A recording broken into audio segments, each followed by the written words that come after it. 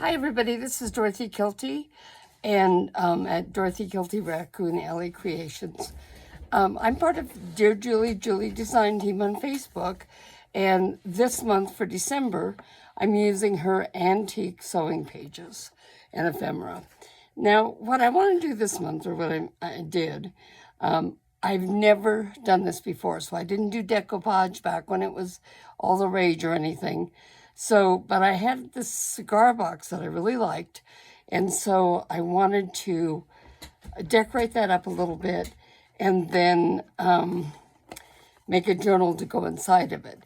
So as you can see, I just did a decoupage. I love the wood, so I didn't want to completely cover up the wood, but I did decoupage on the inside and here, and then I added some lace and things to that, okay? I also put a little holder up at the top of the box here to use for pens and things like that you might want to use with your journal, okay? Now, this is the journal. This picture, so on the book is the actual one. This is a 1912 corset ad, and I just love this picture, so I thought that it would be good for the top of this journal. Now, the way I'm going to put this together is using tab binding. So I'm just going to take this and set it up here, and we'll take one at a time. Now, the way this works is you are going to, well, I didn't separate these very well. I did a bad job on that. Put them on underneath here, but anyway, we're going to go with it. I am using Tim Holtz fabric tape, so for these, and I've cut 10 of these, well, I think there's 13 altogether, that are about 1 inch long, okay? And so the way this works is you take this and you put the tabs on the left side, because this is going to open this way, okay, of this, and now I'm going to lay it over here. And then I want to line this up. This is going to go on here, and it fits pretty darn close.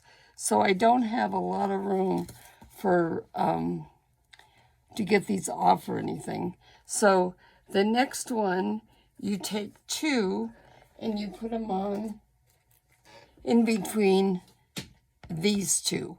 So let me just take the back and show you how I do this.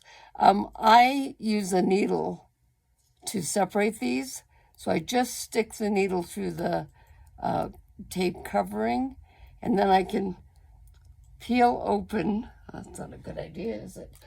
I can peel this halfway back, okay? You'll see why I'm only going halfway back in a little bit. Now this one needs to go right between here, and see where this is folded over here. I'm going to butt that up against this and make sure that I'm in the middle of the 2 of those. Now, these are signatures. Each one of these already has a signature sewn in, and there's a little bit of decorating. I'll probably do a lot more decorating before I'm done with it. But it's going to go... Pull this back. So once again, I'm going to pull it back to halfway, and then I'm going to put it in between this, okay? So then you're going to fold it over like this, and you're going to line it up with the way you want it.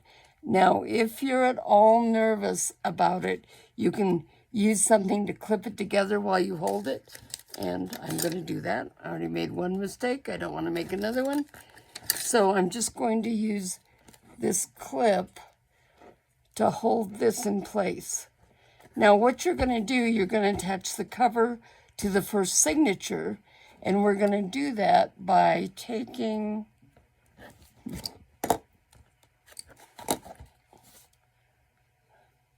This needs to be rolled back.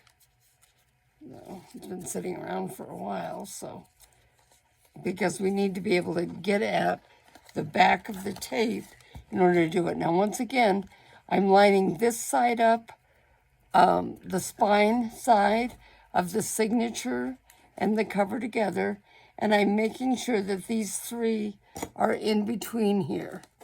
All right, I'm going to clip this together like this.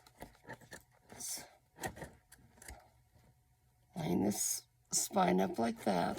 Okay, and now I'm going to take these three and just bend them over. Okay, so by doing this, what I'm doing is I'm attaching the first signature to the second signature. This one does not want to come up, does it? Okay, I'm going to take that out, and I'm going to slide it down. Okay, now this next one, next signature that goes in, is going to go line up with this. I'm using the lines on this. Well, it's a little difficult since it's not straight. Okay.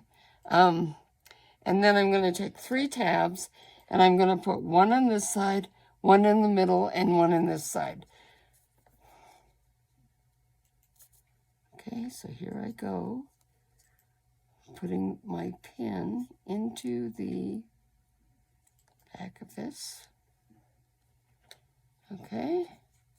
Once again, I'm folding this down, okay, and I'm going to start with the middle one here on this page. Now, where I got the pages for this, I used Dear Julie's kit. When we do the flip through, you'll see more of the pages and everything, and I'll be adding some pockets and things to using the kit to do that, along with some antique ephemera of my own, okay, or vintage ephemera, I guess it's not antique. Okay, so there goes that one, and now this third one is going to go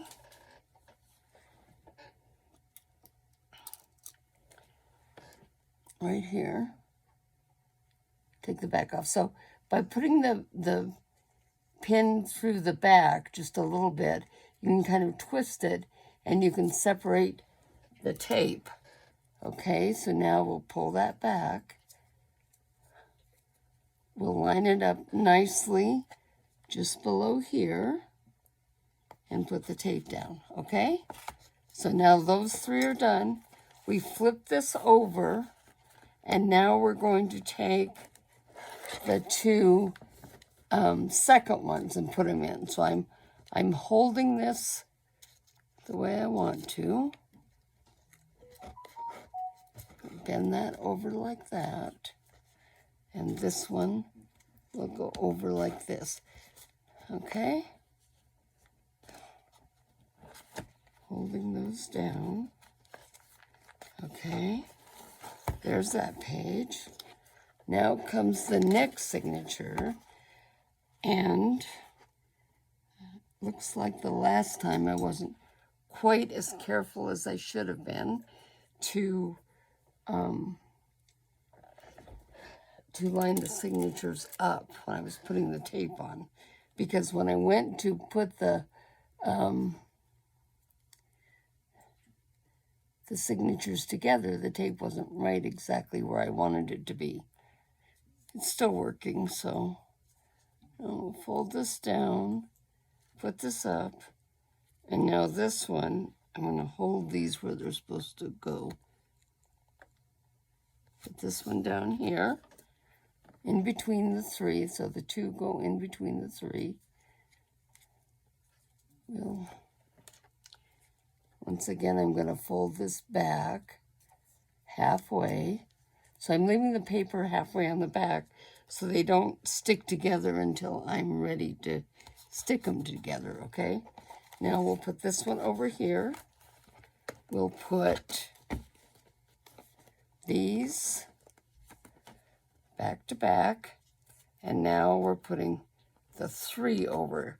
I think that I may have made these a little short. Possibly I should have used 1 1/4 inches. instead of an inch. But there we go. We have that signature in. And here comes the fourth signature. And we have, nope. And we have 2 here. Let me cut some more. We'll cut 3. So we'll cut 1 more.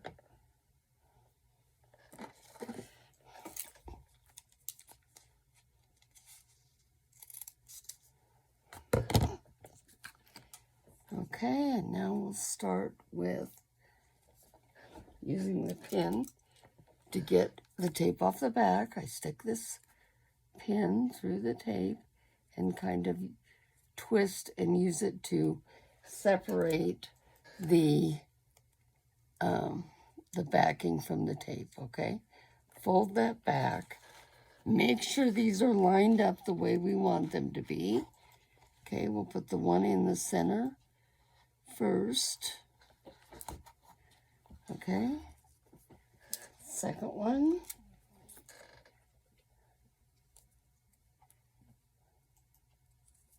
This tape, this fabric tape from Tim Holtz holds really well. Okay, you want to double over the paper part, not the cloth part. Now let's make sure we're here.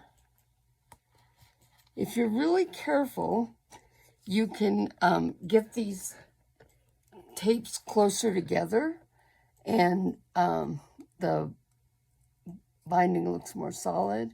I'm happy with them separated. Looks more woven if you do it that way than it does this way. But this is, I think, still very pretty. There we go in between. Okay, now we're going to pull this one over and we'll line it up.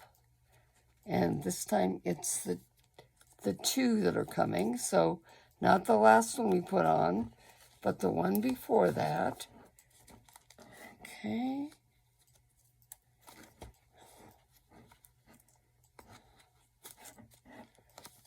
Okay, and now we have 3, and that's going on the back. Okay, so on the back of this, I've collaged some of the pictures from Julie's Kits, and then some pictures from a magazine that my mother had. Now we're going to put this together, lining it up. You want to make sure that this lines up with the front cover. Okay, like that. Then these, we'll start with the center one, and then we'll go do the 2 outside ones. Now on the front cover, I put the tape underneath my decoupage, but on the back cover, I didn't care if it was just like that.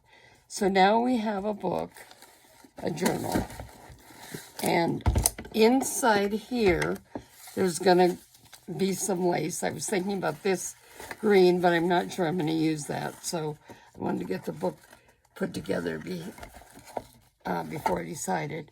So this, whatever ribbon I use, will cover here. And then it sits in the book. Push it down, and this is going to come over it. I don't have a lot of room here to add a lot of stuff to this book. It's mainly going to be a design and journal book.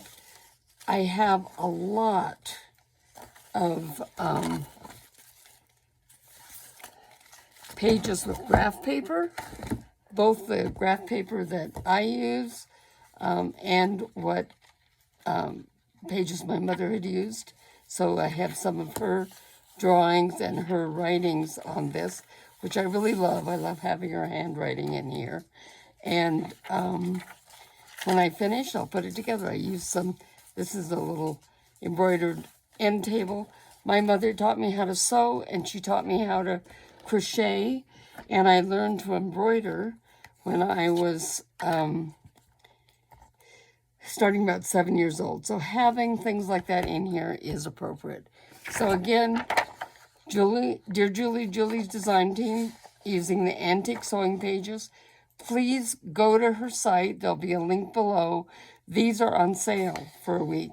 And all the design team members, there's a dozen of us who are using different papers. All of the papers of the whole team will be on sale. So thank you very much for watching me. Please comment, like, and subscribe to my channel. I have a goal to get to 500. I don't think I'm going to make it before January 1st, but as soon as I can. When I do, I'm going to have a drawing, and I'm debating, and I'll have a question posted someplace as to whether you would rather receive a journal, not this journal, because this is my mother's papers in it, but a handmade journal, or if you'd rather have like some vintage ephemera or fabrics or something, a package like that. So I have quite a bit of pretty fun vintage ephemera that can go into it. Okay? Thank you.